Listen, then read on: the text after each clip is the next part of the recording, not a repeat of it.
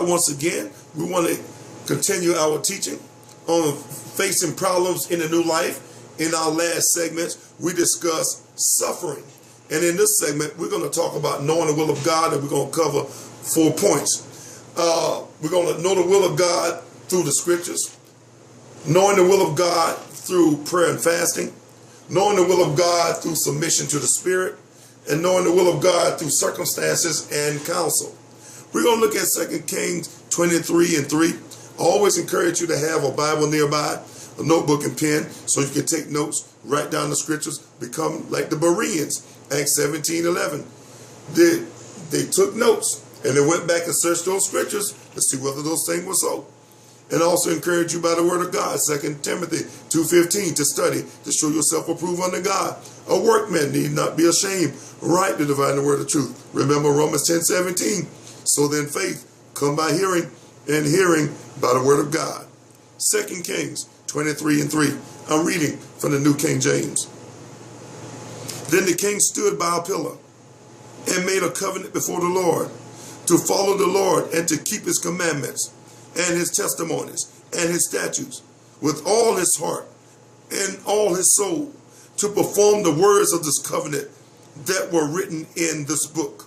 And all the people took their stand for the covenant. Knowing the will of God through the scriptures.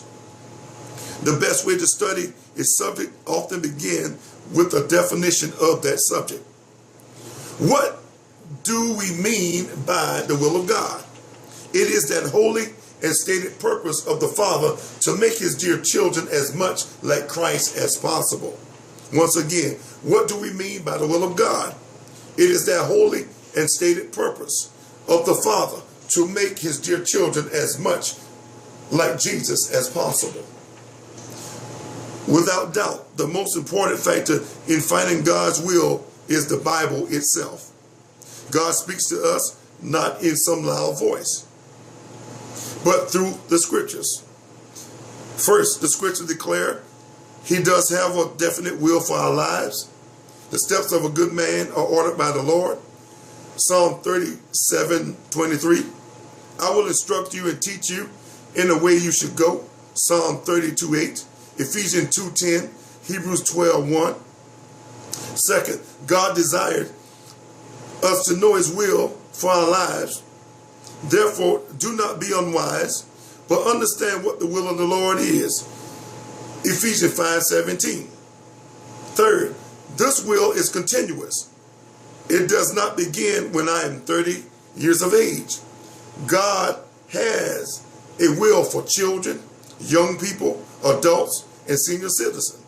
See Isaiah 58:11.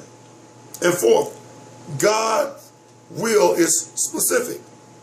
Your ears shall hear a word behind you saying, this is the way, walk in it. Isaiah 30:21. But the way of the upright is a highway. Proverbs 15:19. And fifth, God's will is profitable. Joshua chapter 1:8 and Psalm 1:1, 2, and 3. What is the will of God for us? As we already noted, it differs from believer to believer. But here are 4 aspects in the will of God which apply to every believer. Number 1, it is his will that we learn more about God. Colossians 1:9. Number 2, it is his will that we grow in grace. 1 Thessalonians 4:3. Number 3, it is his will that we study his word. 2 Timothy 3:14 through 17. Finally, it is his will that we share our faith. Acts 1:8. 1 Timothy 2:4. 2 Peter 3:9. I ask that you go back and listen to the segment once again. Look back over your notes. Go back over the scriptures and read it over and over again till it become part of you And remember Romans 10:17. So then faith come by hearing, and hearing by the word of God. Until next time, stay blessed.